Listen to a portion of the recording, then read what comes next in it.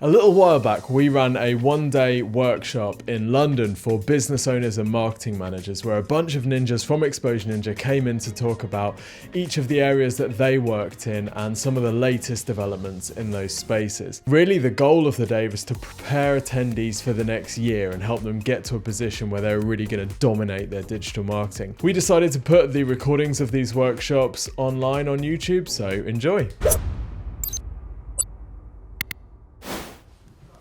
Hi there, I'm James. I'm Content Marketing Ninja at Exposure Ninja. Right, so backlinks. You know you need them. You're probably already working to get them. So what is the point in this presentation? Well, the point in this presentation is that Google won't sit still. It's always trying to come up with new ways to improve its results for its users. And by doing so, it's changing how it uses backlinks. So in this presentation, I'm going to be talking about a very brief history of building links. I'm going to be looking at why and how Google is changing. I'm also going to be looking at what we mean by a good link and how you can get them, and also how you can future-proof your backlink campaign to create something that your competitors are going to envy. So, for those of you who aren't really aware of what a link is basically something that gets you noticed within Google.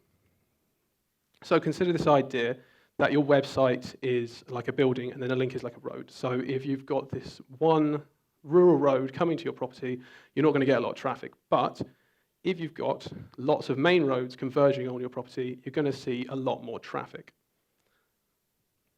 So if you're building links already and things are going well, what is the point in changing what you're doing? Well, the point is that we know Google is changing because it's been evolving for a long time. Now, I'm not going to talk about everything that they've done because that would take a very long time and it'd be very boring. But I want to talk about one example, which is known as the Google bomb.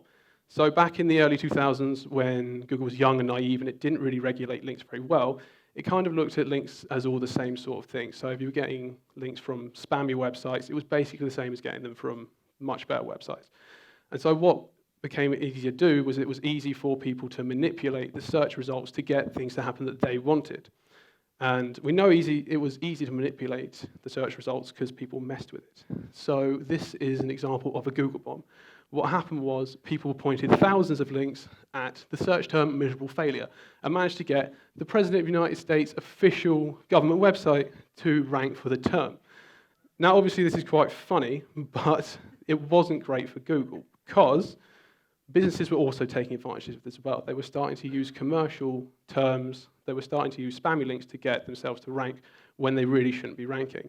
Now, Google obviously didn't like this because it wants to give people the best results that it can, and because people were manipulating it, they were messing with it, and the users weren't seeing what they needed to see.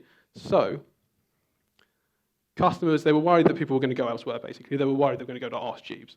And obviously nobody uses Ask Jeeves anymore, so they must have done something right. Now what they did was they changed, and they didn't do that by changing the fact that they use links. What they did was they changed how they use the links. So what did Google do? They started to look at quality as a factor. They stopped ignoring these spammy websites. Sorry. They stopped looking at spammy messed it up. They've stopped looking at spammy websites, and they started thinking more about quality and also context as a factor.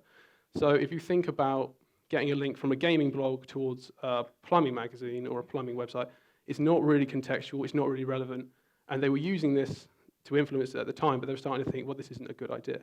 So by changing up how they use quality and context, they also managed to stabilize the search engines and give better results. So basically, Google learned that by changing how it used links, it was able to evolve and basically last out its competitors. So how did Google do this though? How did it learn what was contextual? How did it learn what was quality? How did it adapt and change to fit the results that the users wanted? Well, they used nerds. No, actually what they did was they used sophisticated artificial intelligence and computer algorithms. So Google just wants what's best for its customer. They want people to come back because they want more clicks, they want more ads to be viewed, they want that revenue. Now, they do this by using software to measure how we use the content, how we look at information, and then they give us better results based on the data they collect. And in 2018, we're seeing a huge shift in the way that Google is collecting that data because their software is becoming a lot more advanced. And because their software is becoming a lot more advanced, the way that they use it to measure backlinks is also becoming more advanced. So this is an example of how Google's artificial intelligence is changing. See, how may I help you? Hi, I'd like to reserve a table for Wednesday the 7th. For 7 people?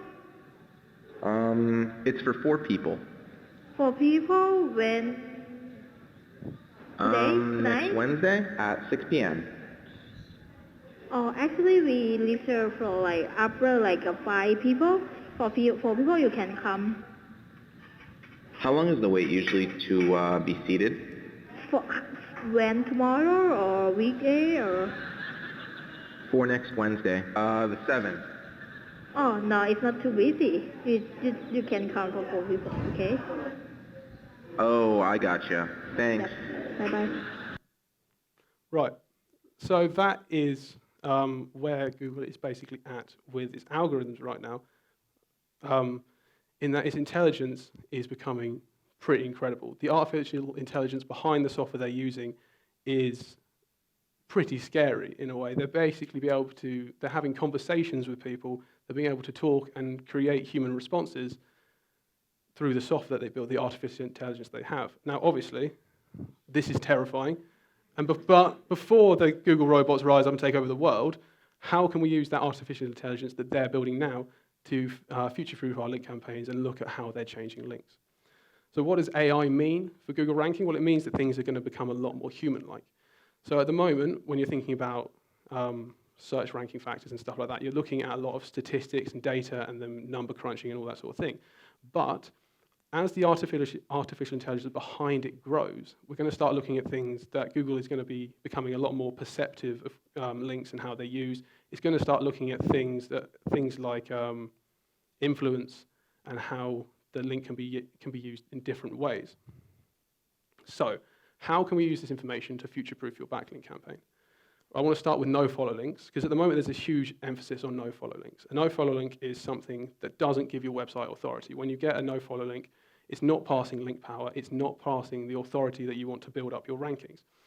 So it doesn't give, it's basically, the Nofollow Link is a tag that goes on the link and it tells Google not to use this data. It has other benefits, which are basically you get referral traffic and you get a bit of exposure, but really for ranking your website, it's not doing much. Now, the idea of a Nofollow Link is that it evens the playing field in a lot of ways, because sites like Forbes and Wikipedia, they only give out Nofollow Links because it's really difficult for smaller businesses and smaller websites to get links from these places, but bigger websites, it's quite easy. So it becomes a lot easier for them to dominate the search engine results. So Google creates this Nofollow Link as a way of balancing things out. You've also got Nofollow Links on paid links, because again, Google doesn't see this as a very natural way of building links. So they start to ignore the paid links to make things a bit more balanced because obviously a big company can just buy up a load of links. But there is a problem with this, because Google wants all the data it can get. It wants everything it can know to give those users the best results, so they come back, so it can give them the service that they need. They also have this issue with Nofollow Links, is that some people just ignore it. So they say put a Nofollow Link and they don't, which means they're then collecting data that they don't really want to use. So Nofollow Links are flawed as a concept, but as the software and the AI behind the algorithms become smarter, it's going to start to learn what's good, what's bad, and how it can balance the search engine results, and without using a Nofollow Link. So basically, a Nofollow Link is becoming this obsolete sort of thing. Google doesn't need to be told what's good, what's bad. You listen to this link, don't listen to this link. It's starting to learn how to figure that out for itself. So in terms of building Nofollow Links at the moment, if you're building links, you're probably thinking, I don't want a Nofollow Link because it's not going to help my website rank very well. It's not going to give me that authority that I want. But in the future, because Google is figuring out how to do this for itself and it's working out that it doesn't need to listen to someone, whether it's Nofollow or not, it's going to work out how to do it itself. Getting Nofollow Links now is a really good idea, because not only are they quite easy to get at the moment compared to a follow link, because just because of what they are. They will also, in the future, those links are still going to be there. So when Google has changed, when Google is still crawling that content, it is definitely going to, those links are going to come back and they'll be able to help rank your website because it's going to be using them in different ways. And now I want to talk about non-link links, because a non-link link is basically a brand mention. So at the moment we're obsessed with building links, but there's this new idea in the SEO world that building a brand mention is going to be just as good as building a backlink.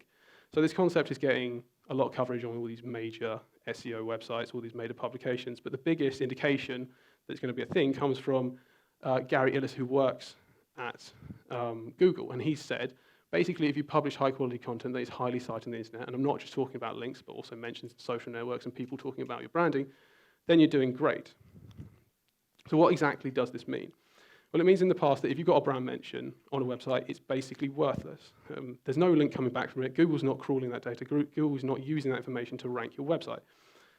But as Google gets smarter, it starts to understand that a non-link link, that your brand is out there, it's online, it's in this content, and it wants to be using this information, it wants to be pulling that data in. Because if you imagine that you've got 5 publications, you've got an article in The Guardian on Business Insider, Observer, Forbes, and that. You've got these links, you've got these brand mentions, for your brand, but there's no link on that. So you're not getting any ranking from that.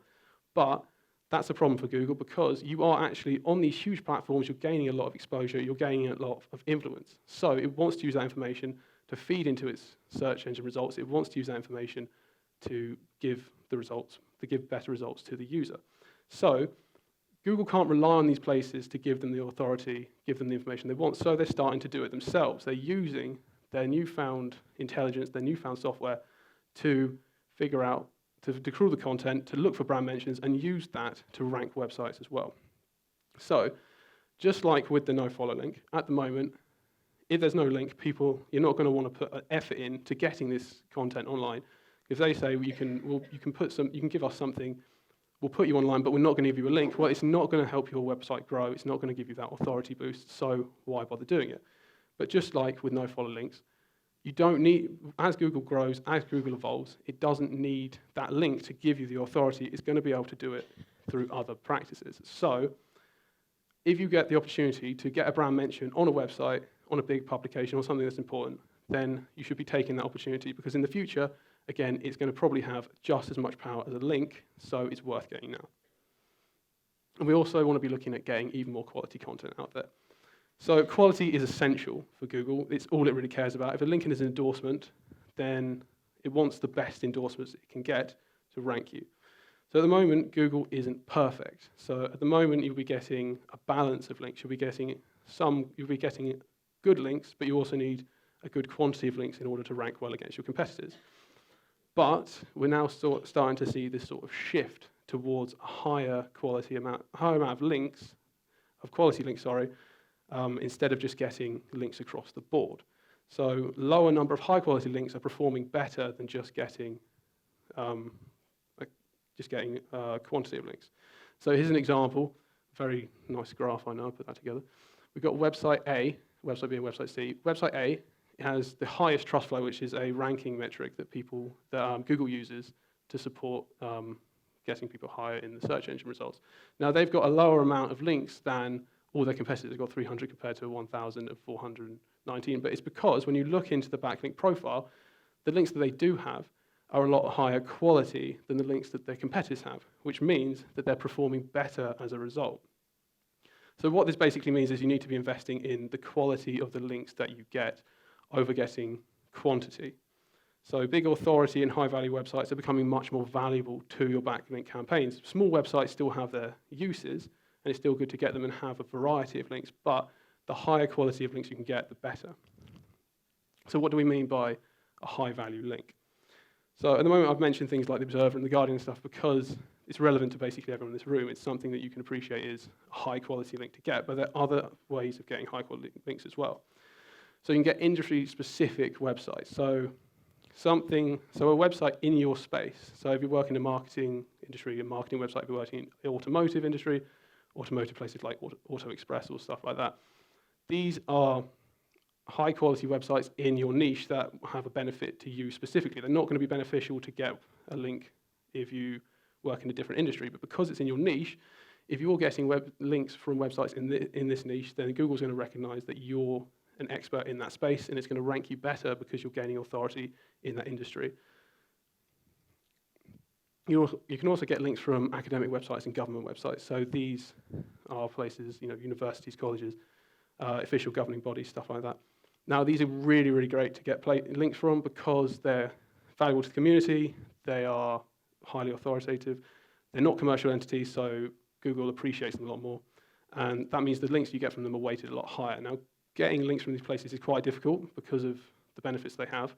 We've done things in the past, so we've worked with universities and we've offered them discounts to staff members, and then we've got listed on their benefits pages, but you can do other things. For example, you can, if you're a very specific business, so you work in engineering, and you could work with an engineering college, sending out people to do talks, or you can provide blog content if they have a blog. You can also do work experience schemes, apprenticeship days, that sort of thing. And if you're working with government websites, they usually have schemes that you can sign up for, partnerships, especially with different authorities and governing bodies, and you can get links that way. And very similar to this, you can also work with charities and non-profits. Again, they've got the same sort of benefits because they're not commercial, they're hard to get links from, they're really trusted, they don't give links out just to anyone, which means their links are also very valuable. Now, you can get links from these places simply by sponsoring events, working with charities, providing donations that are worth a blog post or a press release or something like that. Now, you're probably thinking you want to be working with places like British Heart Foundation, Cancer Research, big places, but you don't actually have to. You can go to smaller places, so smaller charities and non-profits like in your local area. These are still non-profits and charities that provide all the benefits, but they're much easier to get links from because they're smaller and they're local to you, and you can also obviously promote your business through other methods because it's a local community. So what about getting links from places, the industry-specific publications and the national papers? Getting into these publications is really, really difficult, but it's not impossible. You just have to use the right methods. So Google isn't the only one who's changed how link building works. A long time ago, it was quite easy to get links because people didn't really understand the benefits of them. But now SEO has become this term that everyone really understands, which means that websites understand as well that there's value in the links that they offer. And because they know there's value, they know there's money involved and there's this supply and demand, so cash becomes a part of it. So if you want to get a link from somewhere like Business Insider, it's going to cost you £1,000 for a link. If you want to go somewhere else, it might cost you even more. There is so much money in it. But you don't actually have to pay for these links if you use the right strategies. So Exposure Ninja, we've been published in places like The Guardian, The Entrepreneur, Business Insider, Independent, all these places. We don't pay anything for these links. We don't pay advertising fees. We don't pay editorial fees. We don't pay for them. So if we're not paying for them, you don't have to either. So what do? We either use data outreach or we use comments and journalist requests. So I'm going to start with data outreach. Data outreach is a really simple concept. It is you collect information and you then create a resource to gather referral links. So how do you acquire this information? Well, you acquire some data.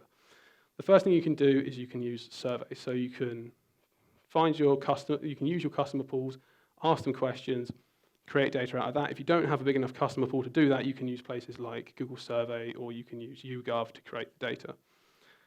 You can also use internal records, as long as you're not breaking like GDPR laws and stuff like that, which includes creating data around things like if there's a market trend going on, if there's a time of the year that you're getting a lot more sales, it'd be interesting to your industry. You can create data around that and provide it and create resources. You can also do your online research if you can't do either of these, and basically just piggyback off someone else's data, put a spin on other information, put maybe an industry spin, and put comments on it and get content out that way. So this is an example in The Guardian of an article about how terrible smartphones are for us. So the context isn't really significant, but what is significant is this down here that says research shows. So this is a backlink, and it's a backlink to some information about how we use our phones 2,000 odd times a day.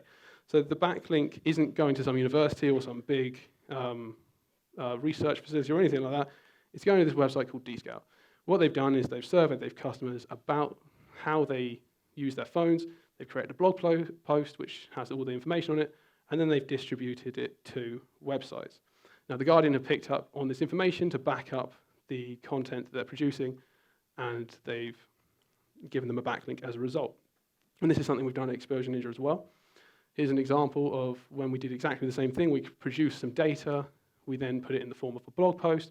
We then distributed it out to some big publications to see if they were interested, and we managed to get a backlink from the entrepreneur. So there's the link there. It goes to our blog that we've got. And we didn't pay for this. We didn't give them any fees. We literally just created some data. We offered it to them. They wanted it as part of the story, and we got a backlink as a result. So before we look at how you can do this as well, we want to look at journalist requests and comments. So when a journalist is building a story, they want things like the data, but they might also want other information like expert insight and authoritative talk that they can use to back up the information that they're discussing in the content. So sometimes they'll need people like you to provide the insight that they can't give. They're not the experts, but you might be. So this is the exact same article. Just below we have a comment from Rosenstein talking about smartphones and how terrible they are. And basically, he's given them, The Guardian, this comment, and they've used it, and they've given him a backlink as a result, which goes to this San Francisco-based company. So just like it's just another commercial business, he's given them the insight that they needed, and they've given him the backlink as a result. So it all sounds really good, but how are you supposed to get these links? How do you acquire these journalist leads that can then turn into these amazing links that help build up your website? Well, the first thing you can do is you can go to these journalist communities, these aggregators of journalist comments. So when a journalist needs a comment, they'll go to somewhere like journalism.co.uk or Response Source or something, and they'll say, I need a comment from this expert. Can you provide them? And then you sign up, and they'll basically send you the information. But there is an issue with this in that it's expensive. So Response Source, for example, if you want to sign up with them, it's £1,000 per year per one category of journalism. So if you want to talk to business and finance journalists, it's £1,000. And then if you want more, another £1,000 per category. So it is really expensive. But you don't actually have to pay this if you're willing to put a little bit of work in. So this is two hashtags that are really commonly used: journal request and PR request.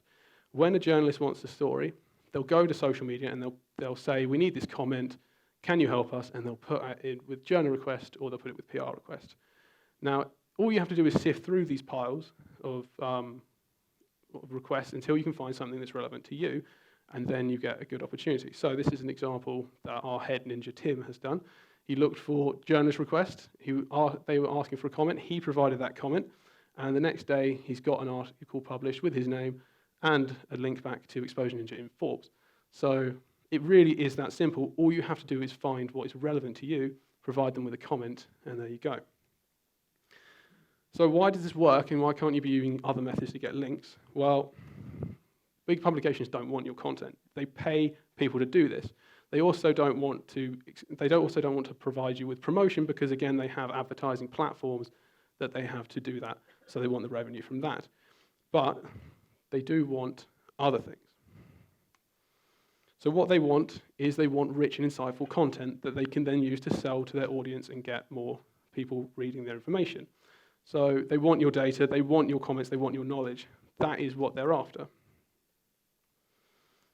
They also want that voice that they can't produce. They want something that they cannot get themselves.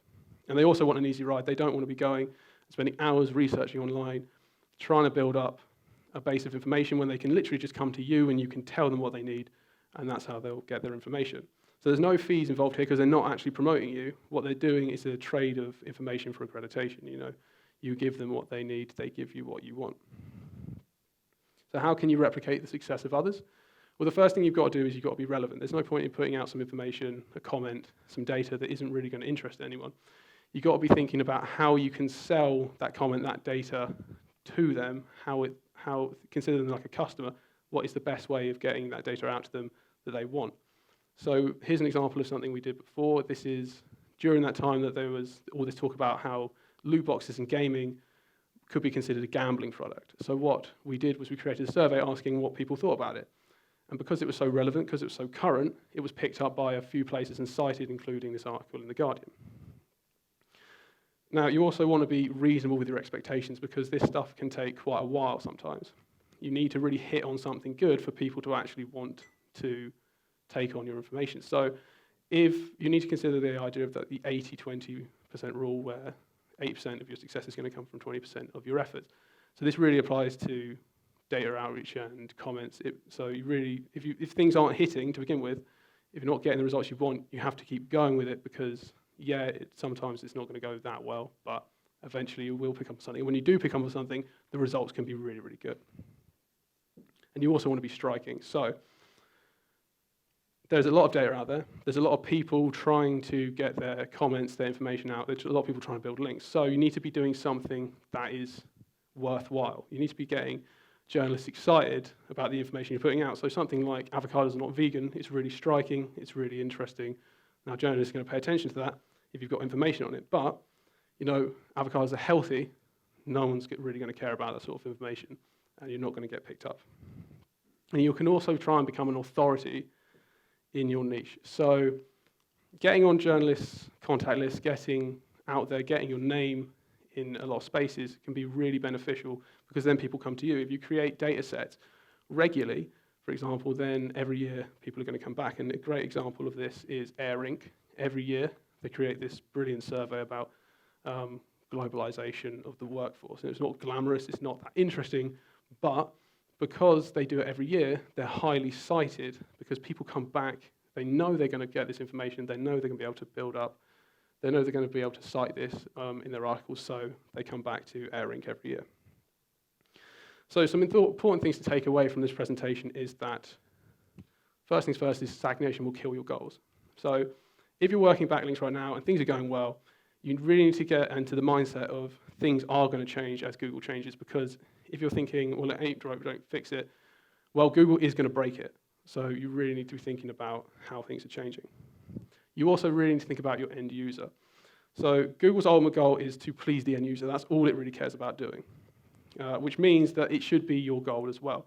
So you need to think about how your backlinking strategies are relating to them. You know, building those nofollow links, building those brand mentions, building those high-quality links. Yeah, it's good to get all those, but you really need to be thinking about why you're getting them. How is it helping you engage with your end user? How is it helping you promote yourself in that space? Because that is what Google wants to see. It wants to see this sort of natural idea that you're building a presence online, which leads into the last idea that if Google is basically becoming this all-seeing, all-knowing, powerful God of the internet, then it's going to want you to it basically means that it's looking for natural elements of growth and development, which means that's all you need to be thinking about. You need to be thinking about the purpose behind your link. If you're just trying to build a blue link on a page that's not really doing anything other than building your website up, Google's not going to pay attention to that because it wants you to be thinking about your end user because that's all they care about as well. So above all else, you really need to stay aware. If you take anything away from this presentation at all, is that Google is always changing and you need to be willing to change with it. So we've predicted and looked at a few ways that we think Google is going to change in the future, but we can't really tell for sure because Google just does things. It just does things when you least expect it. So as a business and as marketers and as people building links, you need to be thinking about how you can stay ahead, how you can keep aware of what is going on in the space and what is going on in link building. So, you know, you should go more events like this. You need to be looking at interviews and listening to podcasts. You need to be absorbing all the information you can, reading books, reading articles online, really staying aware of what is changing right now so you can stay up to date and you can keep your backlink campaign going with the current direction. Because if you don't, your competitors, if they are doing that, they're going to get ahead of you and you're going to fall behind. So the most important thing is to just stay aware of what's going on, stay aware of link building, keep your mind on the future, and by doing so, you can future-proof your backlink campaign.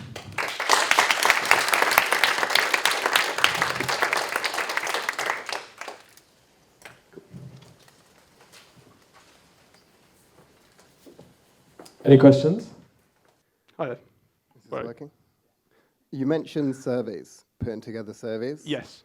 So you can put together a useful survey, and then you said you put it out there. How do you put it out there? Okay, so if you get the information from the survey, so you ask a question, you say, so if you ask something like, how do you feel about loot boxes?